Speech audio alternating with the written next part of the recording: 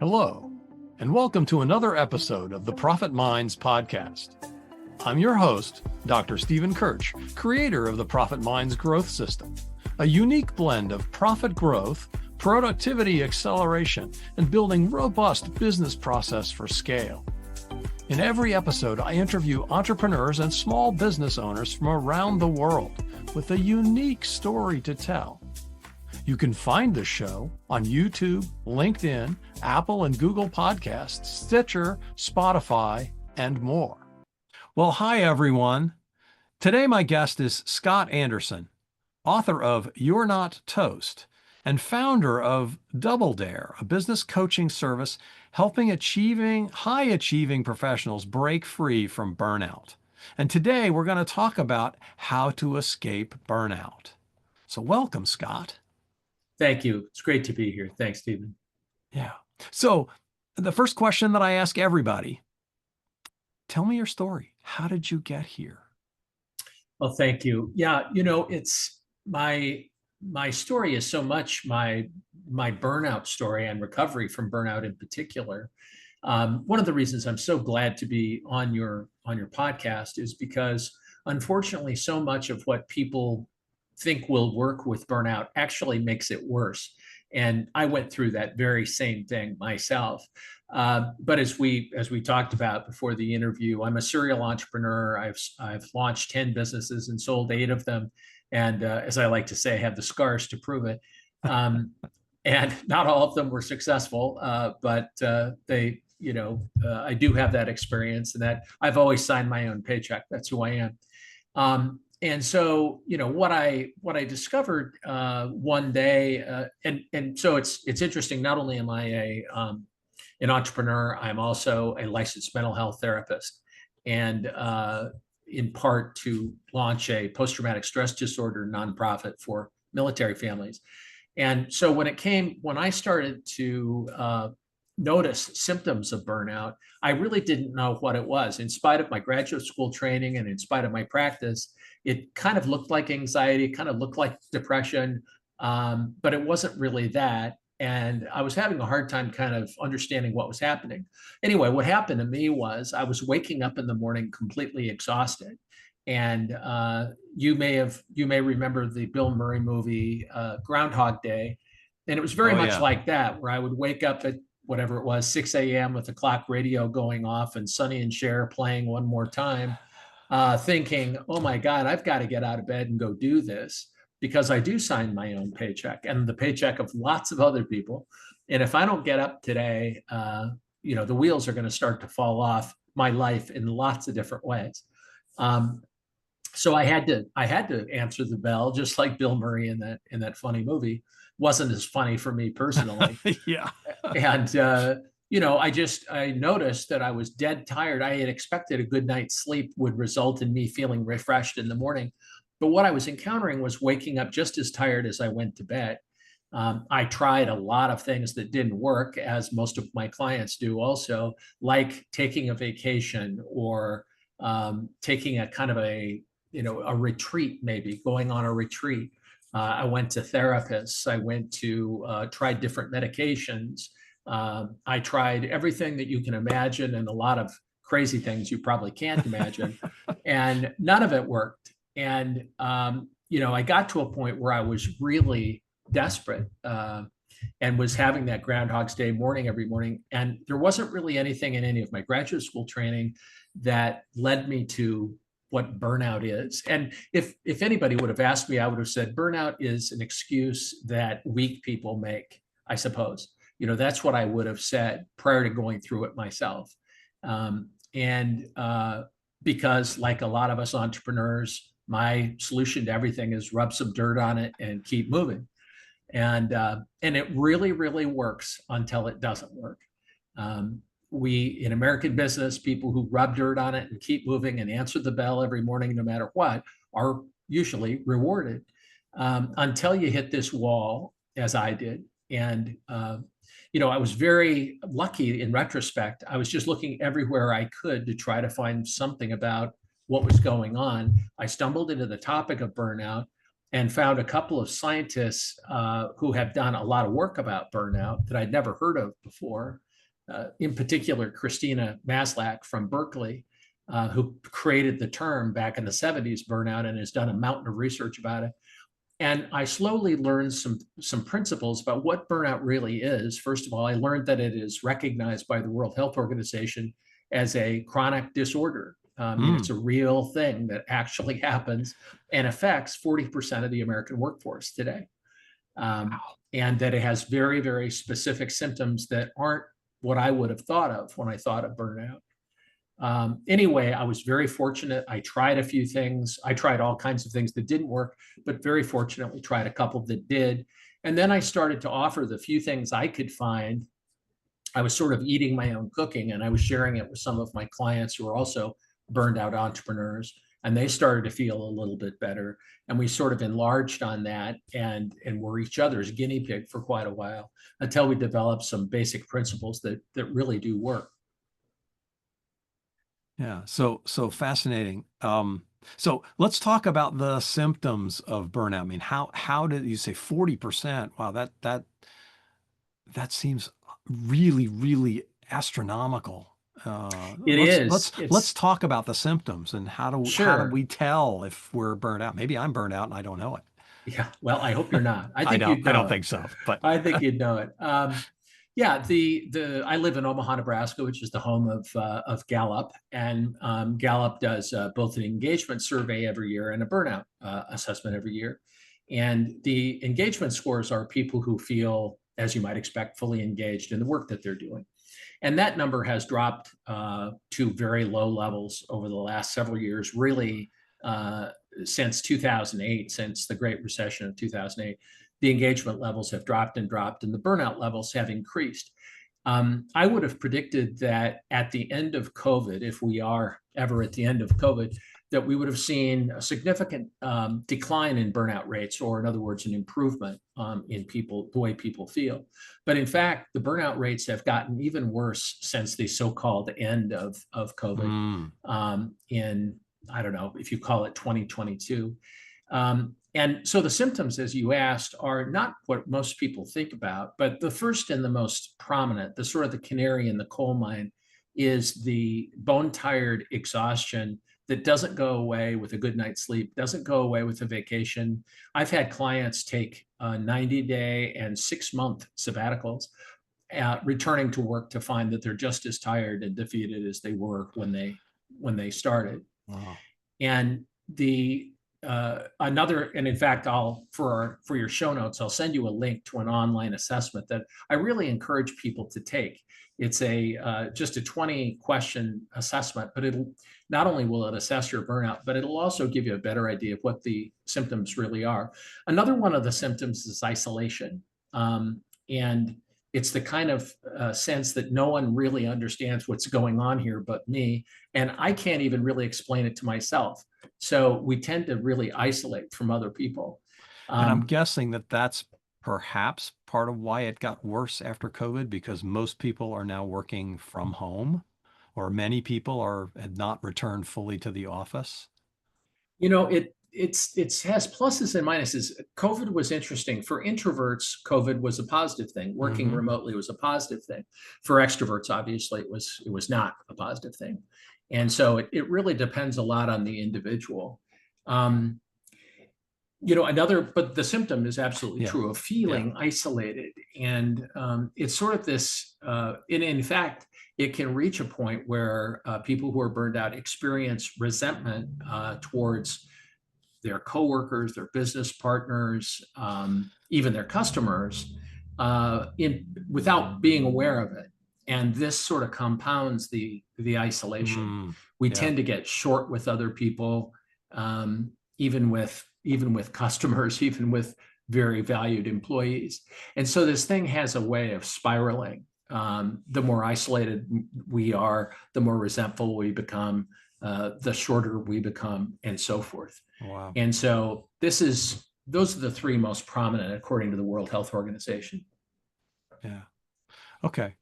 So I'm fascinated by the people take a long vacation, even a 90-day or 6-month vacation, because when I worked at Intel for 22 years, and the best benefit of working at Intel, there's no question in my mind, was that every 7 years you got an 8-week sabbatical Right, that you had to take as a block. right. And it was also, since it was part of the culture that everybody did it, you Yes. got people to cover for you. So you really could disconnect. Now, That's a huge plus. Yeah, I mean, generally sabbaticals that are mandated in company culture have by far the best success. The reason that vacations and sabbaticals don't typically work is because the idea in America, I guess, is that we work 50 weeks. We put up with 50 weeks of stress, and then 2 weeks a year, it magically goes away. yeah, right, no. Um, and that doesn't work. But it also doesn't work in part because that's not, when you get right down to it, burnout is a stress disorder. And what most of us do, I was thinking of the David Thoreau line of most men and women lead lives of quiet desperation. And what a lot of us do is, and what we discover early in our careers is that if we work harder and set perfection as our goal, and if we never say no to extra work that's offered us, opportunities, you might call it, people like that get rewarded. And if you're ambitious and competitive to begin with, all of this really works. So, when you're 20 something and you don't have a lot of experience, but you've got a lot of ambition and basic talent And energy. And you're willing to kind of push it all across the table. And you can do that. You're single and you have boundless energy. That all works for a while. And what we find is that it normally catches up with people first in their mid to late 30s when they've ascended up the ranks, they've succeeded a lot, they've been rewarded. But now working 20 hours a day doesn't scale, in part because it never can scale, really. I mean, just work as the only variable can't scale the number of hours we work. But what we were rewarded for in the past is working harder than anybody and caring more than anybody, and that's kind of our go-to magic formula. And the problem is that when you're 35 or into your late 30s, by now a lot of people have acquired partners, children, homes, pets, community activity, etc. And it isn't possible to pull all-nighters, and it isn't possible, if you want to stay married anyway, it's not possible to work all weekend and so forth. I've had a lot of clients come to me. I had one in particular who said, it seems like a zero-sum game where my choice is I can either succeed at work or I can succeed at home, pick one. And that's the sort of existential choice that a lot of people feel like they're facing. And the problem is that their whole their modus operandi of working harder and caring more than anybody else really works. It's not that it doesn't work. For talented people, it means you will succeed. The problem is, again, that it doesn't scale. So the biggest problem, we've discovered this in doing a lot of research about burnout, is that the way people recover from stress isn't the way we think we recover from stress. And the way to recover from stress is in the moment. So, for example, if you can imagine being in a near-miss car accident where someone is about to broadside you and suddenly your adrenaline takes off, your cortisol, your norepinephrine, all of the basic hormones in your body, stress hormones, go off at once. Time slows down, you rise to the occasion, maybe you steer your way out of the accident. But in any case, let's say you don't get in an accident. 90 seconds thereafter, these chemicals in your body will naturally go back to normal levels. The problem with people who are burned out is that they stay essentially it's like hypervigilance with post-traumatic stress disorder. They stay at this hypervigilant level of being kind of on their game at all times. And unconsciously, we don't consciously do this. But the problem is that we're not always under stress. We're not always in a near-miss car accident. What we really need to be able to do is to turn on the energy when we need it and turn it off when we don't. But if we live in a world where we feel like we're constantly under stress 24/7, we literally burn out our stress hormones and all of the physical systems that are connected to that.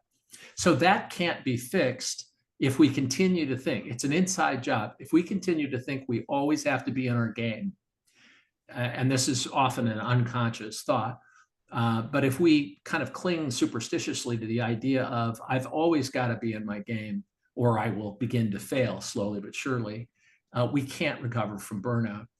So that's why a week or even a sabbatical by itself won't work unless we can also completely disengage from the stress. And that's what Dr. 𝐏𝐫𝐨𝐼𝐭 and a lot of her team discovered, that we have to go through the same process our body goes through when we have a near-miss car accident. Our stress hormones peak when there is an occasion that we really should be on guard, and then within 90 seconds after the event, they dissipate. But if we try to stay, or if we don't do this consciously, but if we stay at that level most of the time, we can't recover. So it begs the question, what do you do? What do you do? Yeah.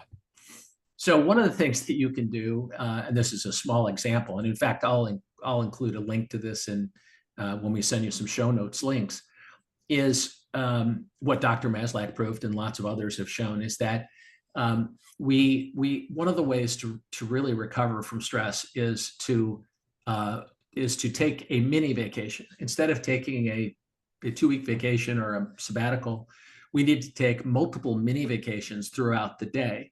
And what that means, and what we prescribe is a 5-second mini vacation multiple times a day. And it's a way of, first of all, noticing that you're feeling stressed, which we almost none of us do, because we kind of have this fear that if I'm not in this hypervigilant state, it's there sort of all the time. Exactly.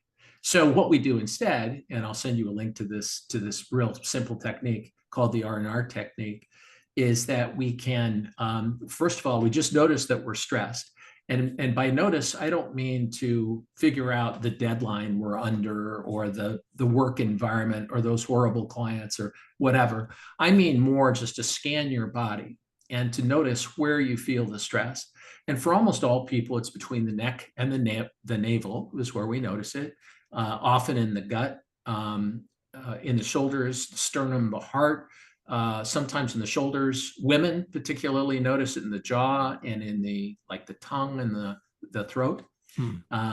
And the key is just to notice it, just very briefly notice it, not to fix it, not to do anything about it, but just to notice it. Not to ask where it came from or none of that, because when we ask where it came from, that's where we actually propagate the whole stress scenario. Yeah. Because it's sort of like, don't think about pink elephants, don't think about pink elephants, don't think about pink elephants.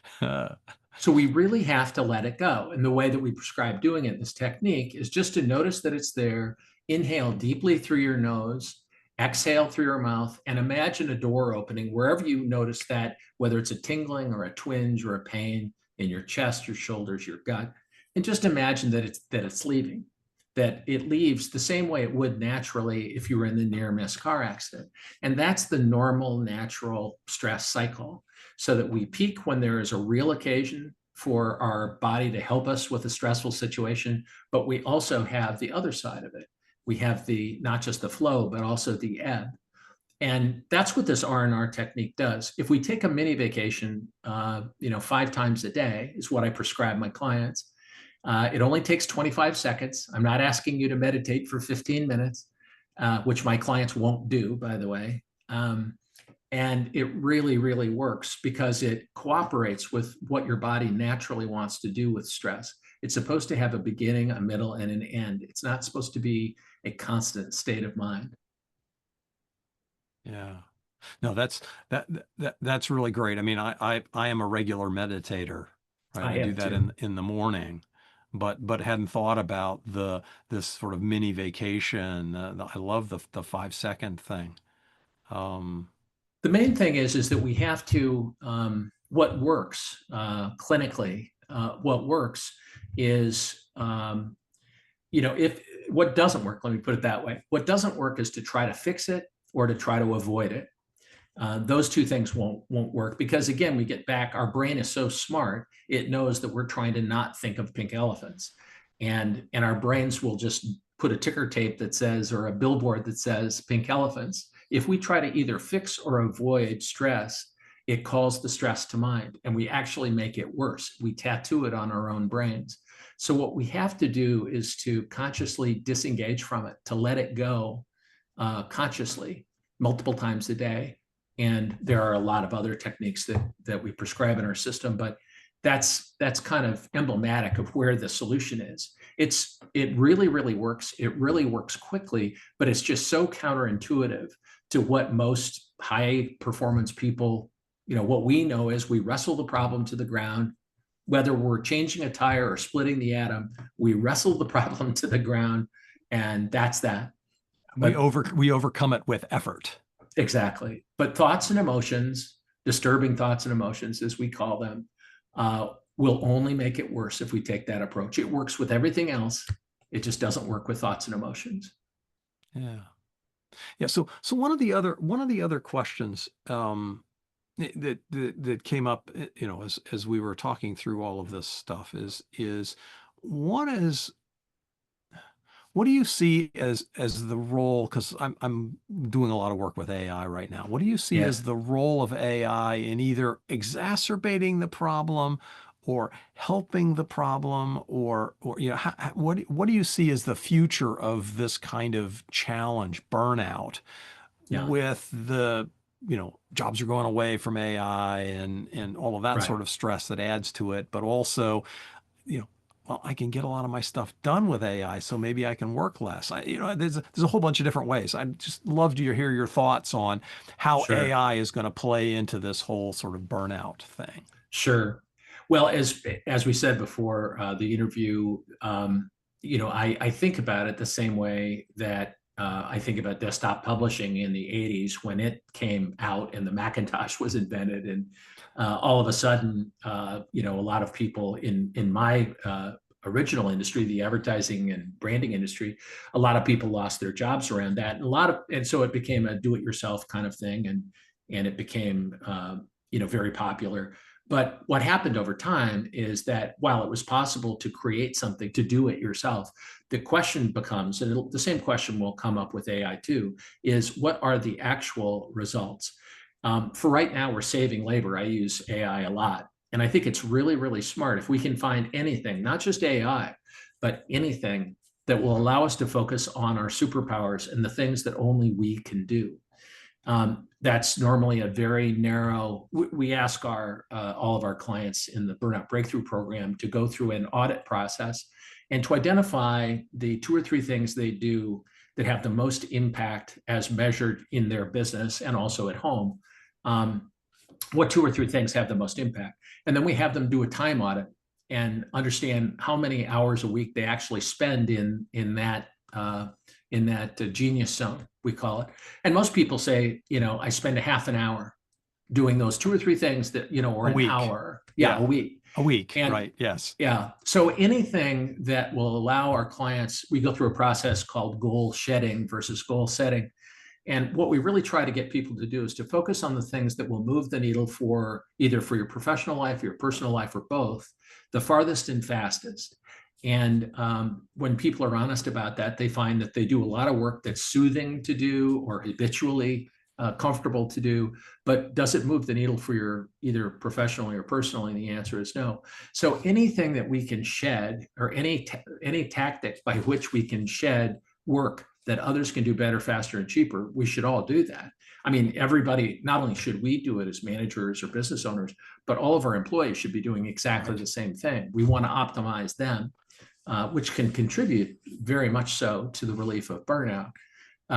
Whether or not AI ultimately has as much promise as we think it does, again, the real issue is quality and impact. Right. And right now, we all know how we can have ChatGPT write an email or a brochure or anything else, a presentation, and that's fine. The question is, and the day of reckoning will come, I predict in a couple of years, is how good is it as measured by the impact that it really has professionally. But there's lots of other things. I mean, virtual assistants have, can do a lot of the same things. And I use all of those things that I can in the service of trying to stay in my genius zone. Right. Yeah, and one of the things that we stress when we teach people how to use AI is in order to be effective with AI, you have to know what good looks like.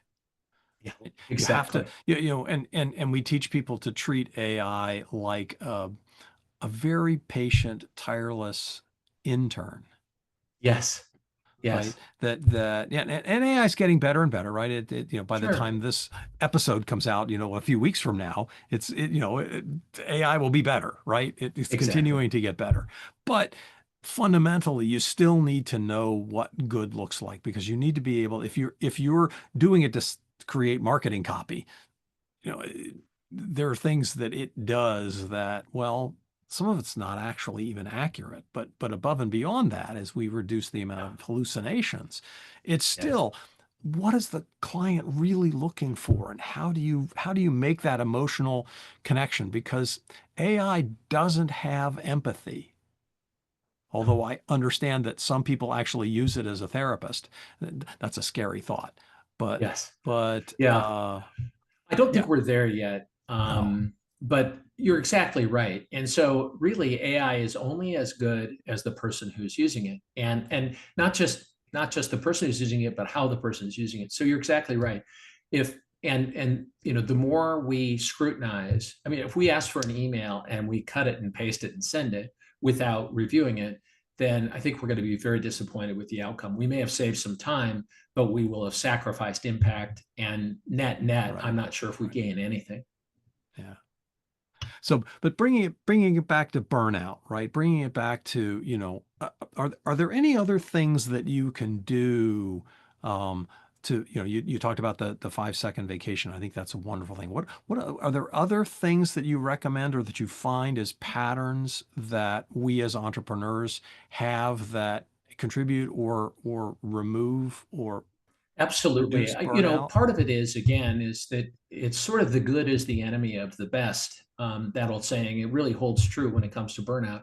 And so, a lot of us have built careers and families and whatnot on the basis of this old way of thinking, which is basically that if I work harder and worry more, all will be well. But it is literally one of those scenarios where the good is the enemy of the best. And I say that because what we find with our clients, our initial program is called Burnout Breakthrough, and we take you through a clinically proven process that really gets to the heart of the thinking that most of us have that get us into burnout situations. And a lot of it has to do with fear. Most of us have a fearful thought that we use sort of the way that a cowboy uses spurs to make the horse go faster. Hmm. My personal one was, and it took me a while to see this, but having grown up with Depression era parents, my kind of the nagging fear in the back of my mind was that if I didn't work X hours a day and worry about it all the time, that we would go bankrupt and we would be broke and we would have nothing. And that gets you up in the morning. That really gets you moving. And you can work a lot harder than other people. You can care a lot more than other people. You cannot say no better than other people. And that'll get you a level of success. It did for me. But the good really is the enemy of the best. And it wasn't until my wife finally said, "Hey, you're here with us, but you're not present. You're like a zombie."